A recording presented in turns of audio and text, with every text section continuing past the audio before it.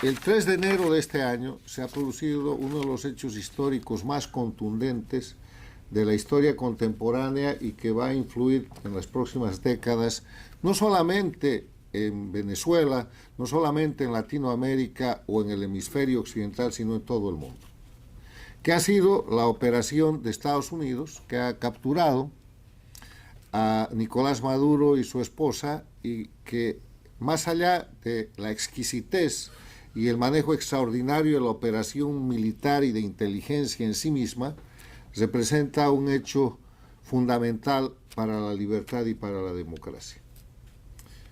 Esta operación del 3 de enero tiene un antecedente histórico, y el antecedente histórico es todo el siglo XXI, en el cual el crimen organizado se expande a partir de la expansión de la dictadura de Cuba, que en estado de agonía el año 1999 es rescatada por Hugo Chávez, que le da petróleo, dinero, y que conforma un conjunto que termina llamándose socialismo del siglo XXI, liderado por Cuba, que expande las dictaduras. De Cuba a Venezuela, a Nicaragua, a Bolivia, al Ecuador con Correa. Se libera el Ecuador, Bolivia está en ese proceso, pero que además interviene en la política de toda la región para penetrar las democracias y tratar de apoderarse de ellas, logrando establecer lo que yo llamo gobiernos paradictatoriales, que son gobiernos en democracia pero sirvientes de las dictaduras. López Obrador en México, ahora Sheinbaum, Brasil en Lula, Petro en Colombia, Boric en Chile, Castro en Honduras.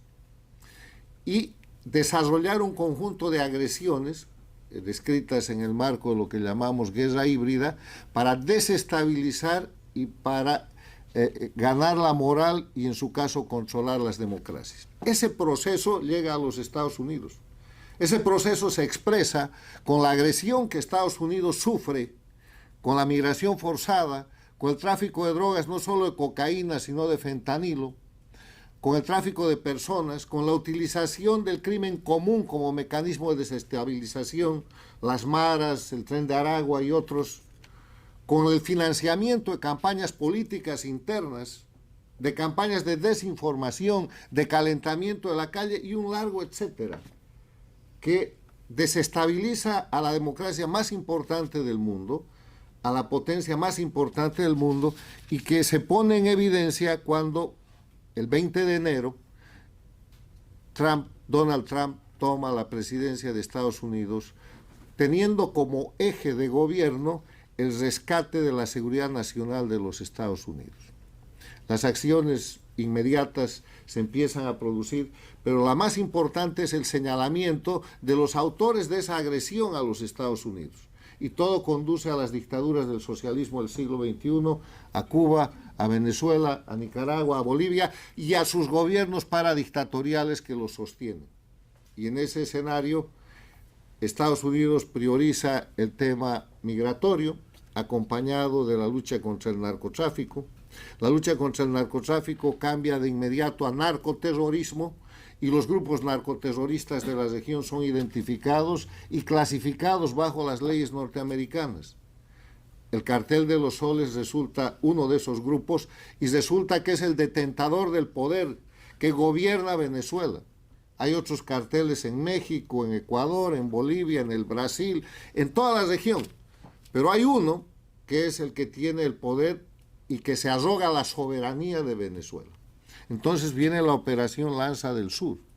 Y la Operación Lanza del Sur, que representa una movilización importante de Fuerzas Armadas de Estados Unidos en el Caribe, es acompañada de una serie de ultimátums al dictador Maduro, de una serie de facilidades que ahora se han puesto en evidencia, donde incluso interviene el Vaticano para que se vayan. En ese momento, desde el Inter-American Institute for Democracy, le mostramos al análisis que Maduro tenía tres posibilidades. La posibilidad de ser capturado o de entregarse. Segundo, la posibilidad de fugar, incluso con ayuda del sistema democrático que lo presionaba. Y tercero, la posibilidad de morir en el intento. Y el aporte mío era que el jefe de la dictadura en Venezuela, que es la dictadura de Cuba, lo prefería muerto. Y eso lleva a un punto en el que volvemos al 3 de enero, en el que viene la operación norteamericana que nos hace preguntar hoy día Quo Vadis Venezuela. Y hemos escuchado a extraordinarios expositores desde el punto de vista político, jurídico, empresarial, periodístico, académico, que creen que Venezuela va en una primera etapa hacia el desmontaje de lo que es el crimen organizado. En el futuro, en el objetivo final va a la libertad. Tiene que encarar un proceso de transición, debe buscar la restitución democrática, está en el proceso de rescatar su soberanía, pero todo esto que supone libertad se enmarca en algo que hemos hablado durante años en el Interamerican Institute, que el eje de confrontación en las Américas en el siglo XXI es entre el crimen organizado y la democracia, y que el crimen organizado está representado por lo que se llama socialismo del siglo XXI, que es el nombre político de la más eficiente y exitosa organización de delincuencia organizada transnacional, liderada por la dictadura de Cuba, que ha expandido dictaduras satélites en Venezuela, Nicaragua, Bolivia y gobiernos paradictatoriales. Ese es el tema que quiebra la operación del 3 de enero y que pone en marcha un proceso que, como aquí bien se ha dicho, tutelado para tratar de rescatar primero el control del territorio, de la soberanía, de las instituciones, la protección de la población de Venezuela, que es un país ocupado, y que es un país ocupado por el crimen organizado liderado por la dictadura de Cuba. Yo he tenido discusiones muy ásperas con queridísimos colegas y amigos venezolanos que nunca han querido aceptar que Venezuela es un satélite de Cuba. Yo espero que después de los 32 muertos del entorno del primer grupo de seguridad del dictador Maduro, avancemos en aceptar un dato de la realidad objetiva.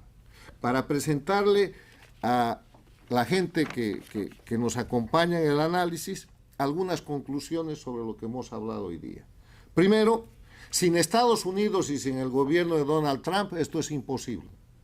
Hay que pronunciar y hay que repetir con más frecuencia la palabra, el nombre Donald Trump, porque el tema es que sin ese gobierno, que puede tener maneras que a alguna gente demasiado elegante no le gusta, esto no hubiera sido posible. Esta es una operación del gobierno de Trump. Es una cooperación en interés propio de los Estados Unidos, porque está protegiendo su seguridad interna, que tiene que acabar con las bandas criminales que controlan países tan importantes como Venezuela, como Cuba, como Nicaragua, como Bolivia, y que tiene presencia en países tan grandes como Brasil, Colombia, México, Ecuador y otros.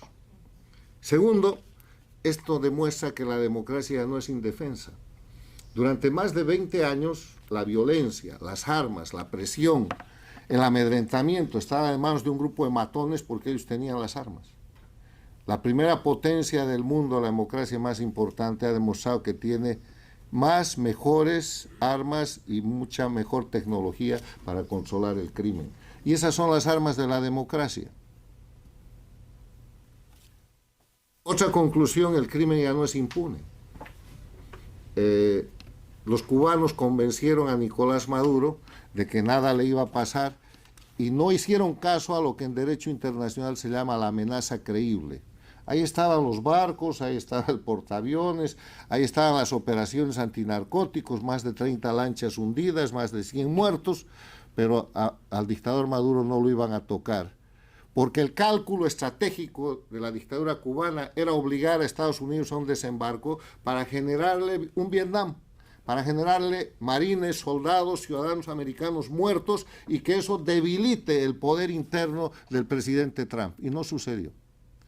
Y se puso en evidencia que el crimen no es impune. La cabeza más importante del crimen organizado, después de la que controla la dictadura de Cuba, está ahora en los tribunales de Nueva York, sometido a la justicia y a la democracia. Otra conclusión, el crimen organizado está liderado por Cuba y el problema es el tiempo. Cuba, que acaba de cumplir 67 años de dictadura, es experta en manejar algo que no solamente es una ley física, el espacio-tiempo. es una ley política y de poder fundamental, porque en el poder hay que controlar espacio, poder político y tiempo. Y Cuba lo que hace es que siempre cede espacio a cambio de tiempo. Siempre gana tiempo. Siempre está pasando las cosas hasta que el presidente de los Estados Unidos se debilite, hasta que venga la próxima elección en Estados Unidos, hasta que cambie el presidente. Así ha aguantado 13 presidentes de los Estados Unidos, desde Eisenhower hasta Biden. Entonces, el tema central aquí radica en el tiempo. Cuba es una dictadura experta en ceder espacio a cambio de tiempo. Entrega al dictador, pero no la dictadura. Entrega parte del gobierno, pero no entrega el poder. Entrega espacios de control, pero sobrevive y se mantiene en operación política, en operación subversiva y en operación criminal. Ese es el gran desafío. El desafío del futuro de Venezuela pasa por terminar con la dictadura de Cuba, que es la jefa de esta organización criminal.